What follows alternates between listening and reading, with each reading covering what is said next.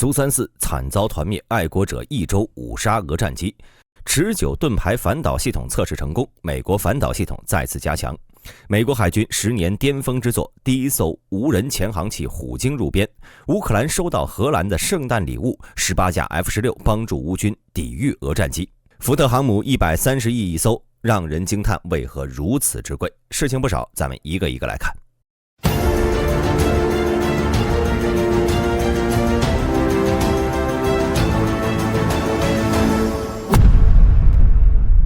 12月22号，包括基辅邮报在内多家乌克兰媒体报道称，乌军在南部赫尔松上空击落了从罗斯托夫莫罗佐夫机场起飞的3架苏34。俄空军下属的电报账号 Flight Bomber 宣称，击落苏34的是美制爱国者防空系统。网络上出现了疑似俄军跳伞的照片，可以看到降落伞和执行搜救任务的米8直升机，不过并未看到俄军跳伞飞行员。有消息称飞行员生还。其实俄军一直在使用改进的 FAB-500航空炸弹向赫尔松区域的乌军施压，他们在距离弹着点50多公里的地方发射，这超出了乌克兰军队的中短程防空的射程。所以俄军认为部署苏34基本上是安全的。然而他们没想到这里会有爱国者，这种防空导弹的射程至少为160公里，这大大扩展了乌克兰防空系统的控制区域。导弹以4马赫速度飞行，并在1到2分钟内到达目标，苏34几乎不可能反击，结果就有了这次乌军的出其不意。分析人士认为，很可能是德国援助的第3套爱国者防空系统已经到位。早些时候，俄国政府就已经透露，乌克兰军人已经受训完毕，第3套爱国者防空系统以及配套的大约60枚防空导弹会在年前交付乌克兰。从时间上算，这批受训的人员应该已经到位了。再考虑到乌军现在有的2套爱国者防空系统需要在基辅等地执行要地防空任务，那么这第3套爱国者系统极可能就是在交付后被迅速送往赫尔松地区的，就为打俄军一个出其不意。而就在不到1周前，为了还击俄罗斯的无人机攻击，乌克兰发射了17架攻击无人机，对俄境内各个军用机场发起了反击，其中就包括罗斯托夫莫罗佐夫机场的苏34机队。最终7架无人机被 Pantsir S1 防空导弹防御系统击落，其余10架击中目标，造成2架苏34无法修复，另外有10架受伤，加上22号损失的苏34，1周时间里乌军就完成了5杀。事实上，类似行动早就有了。今年5月13号，俄空军在布良斯克上空1天内损失了5架战机，包括1架苏35战机、1架苏34前线轰炸机和3架米8直升机。从7月份乌克兰国防部晒出的爱国者防空系统战绩来看，俄军在5月13号接连被击落的这5架战机就是爱国者的手笔。乌军的爱国者防空系统运用已经有了经验，除了主要用于要地防空外，在接收爱国者之初，还会将其送到前线来个突然袭击。不过对乌军来说，爱国者最重要的作用依然是拦截包括匕首在内的俄军弹道导弹和超音速导弹，对付俄军的冬季导弹风暴。根据美国防务新闻周刊网站12月19号报道，动力系统公司当天宣布，美国陆军的间接火力防护能力系统完成了一次风险抑制飞行演示。他们发射了一枚雷神公司制造的 AIM-9X 响尾蛇拦截导弹，并命中目标。该系统名为 Enduring Shield，又名持久盾牌反导系统。该系统呢属于中近程防空系统，整个系统由4个发射器组成，是保护固定和半固定场所免受火箭弹、炮火、迫击炮以及巡航导弹和无人机的威胁。系统开发企业动力系统公司表示，现在持久盾牌反导系统风险抑制演示已经完成，首批12台发射器将在2024年1月参加陆军的发展测试计划。动力系统公司同时认为，他们需要在今年晚些时候再次进行一次操作评估，并补充说，今年的演示和2024年的测试数据将用于改进公司建造的下一批同类发射器。在这套系统投入使用后，将会进一步强化美陆军的反导系统。如今无人机已经成为新时代的打击代表，老一套的反导系统基本没有针对无人机的系统，这让陆军的基地有被攻击的危险。而持久盾牌反导系统是陆军迫切需要的防御设施，也是抵御无人机的方案之一。不过呢，该系统的造价是远高于自杀无人机的，所以该系统大部分时候应该不会被要求拦截自杀式无人机，面对的更多应该是大型的无人机以及更加昂贵的目标。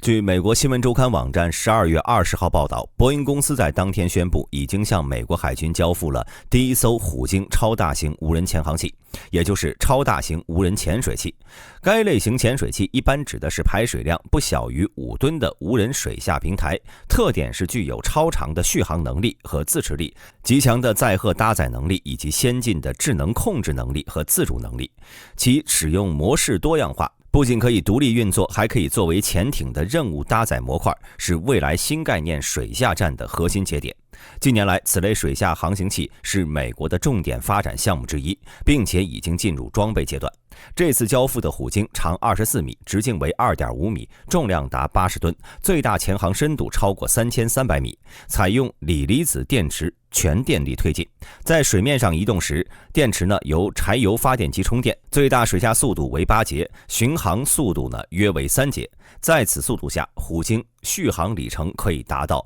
11112公里，自主航行时间为几个月。其特点在于它配置了一个10米长、8吨容量、可重置的有效载荷舱，能够容纳包括多元水听器阵列、锚泊底座装置、反水雷任务包和通信装置在内的多任务模块，以及其他小型无人潜航器和反舰导弹、鱼雷、水雷等武器。通常虎鲸能够胜任海洋环境观测、声纹情报搜集、水面水下目标监视、海底地形探查，可根据其性能特点衍生出更多的反潜战法。而且由于它特有的模块化大舱体，虎鲸可以担当各种特殊任务，比如救生、运载特种部队以及物资投送等。最离谱的是作为一艘潜艇，它不会惧怕水雷，甚至是一艘反水雷的母艇。它能够携带探测型的 UUV 或者处置型 UUV， 快速突破水雷屏障。本月早些时候，虎鲸通过了最后几轮测试。五角大楼2019年订购了5艘虎鲸。波音公司负责海事和情报系统的副总裁安·史蒂文森在一份声明中表示，这是10多年来开创性工作的巅峰。我有幸目睹我们的团队将这种首创能力变为现实。我为他们的创新、毅力和毫不动摇的投入感到骄傲。他们创造了世界上最先进、最有能力的无人潜航器。今年7月，波音公司在社交平台 X 上分享了一段虎鲸潜航器出海的视频。当时这艘潜艇招来了一群海豚。12月20号，波音公司在 X 平台上分享了海军接收第一艘虎鲸潜航器的新图像。据新加坡联合早报12月22号报道，荷兰政府宣布，荷兰将向乌克兰交付18架 F-16战机，以帮助其对抗俄罗斯。根据法新社报道，荷兰首相马克吕特在社交平台 X 上发帖称：“今天我通知泽连斯基总统，我国政府决定向乌克兰交付首批18架 F-16战机。F-16的交付是对乌克兰军事支持协议中最重要的内容之一。”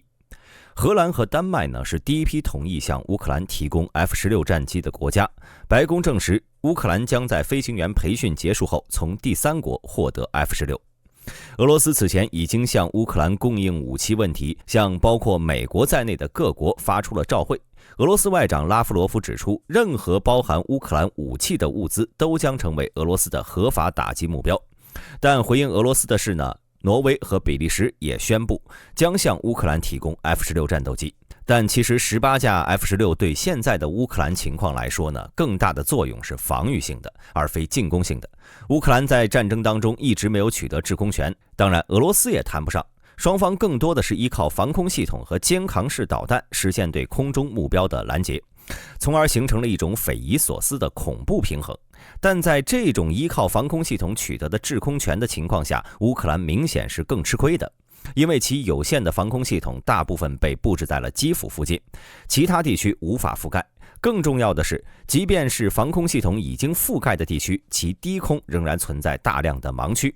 俄罗斯低空突袭的 KH 系列巡航导弹高度只有几十米，乌克兰防空系统发现的距离很近，拦截窗口也极小，很多情况下只能眼睁睁地看着目标被击中。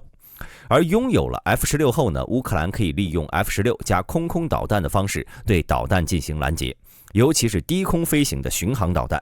F-16的机动性和高度决定了它更容易发现和拦截这些东西，在一定程度上呢，缓解了防空系统的压力。现阶段 F-16对于乌克兰的意义，更多的也是在这一方面。美国也向乌克兰提供了空导弹，其中还包括了100多枚 AIM-120这样的中距弹。而在对地攻击方面，乌克兰缺少必要的弹药。乌克兰目前接收到的弹药更多的是 AGM-88和联合直接攻击弹药。F-16的使用弹药呢，根据披露的情况来看，并不多。而且 AGM-88反辐射导弹还被改装在了米格29上使用，所以库存还有多少也是一个未知数。不过可以肯定的是F-16挂载 AGM-88肯定是要比米格29挂载的效果更好。毕竟米格29和 AGM-88无法兼容，只能通过导弹自己的导引头进行搜索，无论是搜索范围还是搜索距离都很有限。F-16加上 AGM-88会对俄罗斯一线的防空系统造成更大的威胁。如果美国和欧洲加紧提供更多的 F-16兼容的导弹，那么 F-16可能会有更大的发挥余地。不然呢，它作为一个武器平台，如果没有合适的弹药挂载，那么用途是很有限的，也就更谈不上改变局势了。而且乌克兰目前还没有部署 F-16所需要的基础设施，这也是乌克兰新年里急需解决的问题。根据美国国家利益双月刊网站12月8号报道，现代航母的价格是天文数字。美国最新的福特级航母每艘造价130亿美元。到目前为止，整个福特级航母计划已经花费了纳税人1200亿美元了。不过现代航母呢，当然不仅仅是一艘船呢，它可以说是一座漂浮的城市，拥有各种复杂子系统，能够在全球各地投射空中力量。航母赋予其所有者一定程度的威望，拥有航母成本高昂，大多数国家是负担不起的。地球上许多国家的年度国内生产总值还没有一艘福特级航母的价格高。航母的独特能力是战列舰或者驱逐舰无法实现的。航母运送和起降飞机实际上充当着一个移动机场，向海岸投射力量的工具。在遥远地区起飞飞机的主要替代方案是在外国领土上拥有机场。大多数国家在外国领土上是没有机场，然而外国军事设施是固定和不灵活的，在执行需要多样化，有时呢是异想天开的力量投送的外交政策时，航母派得上用场。说航母是一座漂浮的城市并不夸张，一艘航母呢一次性可以容纳5000多名水兵，所以必须要为这5000名水兵提供食宿、清洁和娱乐设施。相应的航母要配备多个厨房和食堂。每一艘航母每天需要提供多达 1.8 万份餐食，这说明运营一艘现代航母以及为之提供资金的范围和复杂性。整个城市航母的存在都是为了投射空中力量，为此航母具有独特的结构和一系列独特的系统。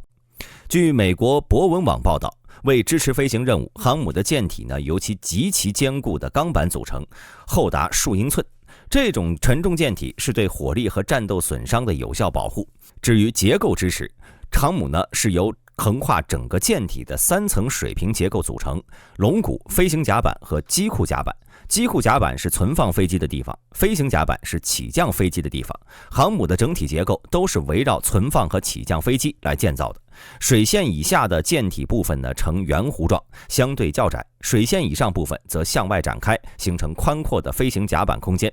舰的下半部分呢有一个双层底部，针对鱼雷或海上事故提供额外保护。最先进的福特级航母使用新研发的电磁飞机弹射系统，研发成本高昂，预计会比现在已经过时的蒸汽弹射器更平稳的加速飞机。为整个系统提供动力的是核反应堆。核反应堆的好处呢是能使航母无限期运行，必要时可以持续数十年，而无需添加燃料。简而言之，航母造价不菲，因为它的新技术需要更多人投入精力和金钱。今天的战报就到这里，我是大兵，我们明日战报再见。